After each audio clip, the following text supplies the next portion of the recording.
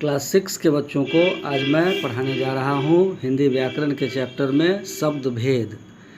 शब्द भेद, ये शब्द भेद क्या है? इससे पहले हमने शब्द की रचना पढ़ा शब्द विचार में, तो अब हम देखते हैं शब्द भेद। कितने प्रकार के शब्द होते हैं, क्योंकि व्यक्ति को अपने भाव को दूसरे के सामने प्रदर्शित करने के लिए, व्यक्त करने के लिए बहुत सारे शब्दों की आवश्यकता होती है। अब हमें ये देखना है कि शब्द कई प्रकार के होते हैं, कितने प्रकार के होते हैं। तो शब्द कितने प्रकार के होते हैं, तो यहाँ शब्द के अर्थ के आधार पर जब हम देखते हैं तो शब्द 6 प्रकार के होते हैं। पहला शब्द है पर्यायवाची शब्द, दूसरा शब्द है अनेकार्थक, तीसरा है अनेक शब्दों के लिए एक शब्द या वाक्यांश के लिए एक शब्द, उसके बाद फिर विलोम शब्द, उल्टा शब्द, विपरीतार्थक शब्द, या फिर समरूप भिन्नार्थक या श्रुति समभिन्नार्थक शब्द, या फिर एकार्थक प्रतीत होने वाले शब्द। ये सभी शब्द वाक्य में प्रयुक्त होते हैं, लेकिन वाक्य को सुंदर करने के लिए, अर्थ को स्पष्ट करने के लिए हमें सभी तरह के शब्दों की ज़रूरत पड़ती है।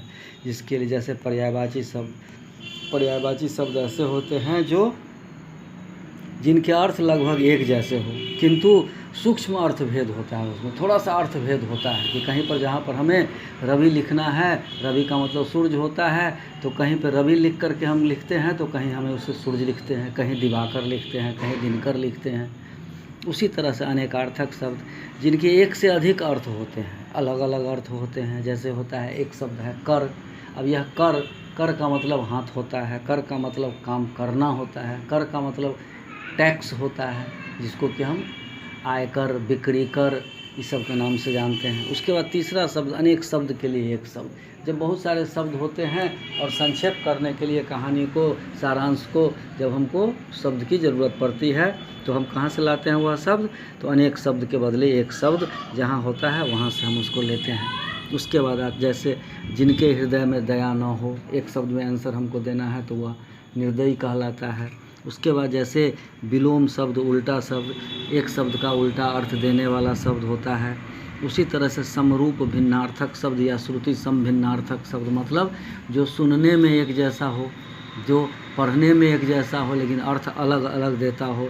जैसे एक शब्द है फल, जिसका अर्थ होता है परिणाम, और दूसरा अर्थ होता है उसका एक खाद्य पदार्थ, जैसे आम एक फल है। उसके बाद आता है एकार्थक प्रतीत होने वाले, एक जैसे अर्थ दिखने वाले, प्रतीत होने वाले। जैसे हम कहते हैं अनुरोध और प्रार्थना, लगता तो एक जैसा है लेकिन थोड़ा सा अंतर है दोनों में। उसी तरह से छाया, परछाई, तो छाया होता है, उसका अर्थ होता है वृक्ष की छाया, और दूसरा है परछाई जो व्यक्ति की होती है। उसी तरह से अनुरोध है जो बराबर वालों से किया जाता है, और प्रार्थना है जो अपने से बड़ों के साथ, ईश्वर के साथ या अपने से बड़ों के लिए किया जाता है। अब इस चैप्टर के इस पेज को हम आपको स्पष्ट दिखा रहे हैं, इसका स्क्रीनशॉट ले लेंगे और फिर आप अपने किताब से मिला करके इस चैप्टर को पढ़ेंगे।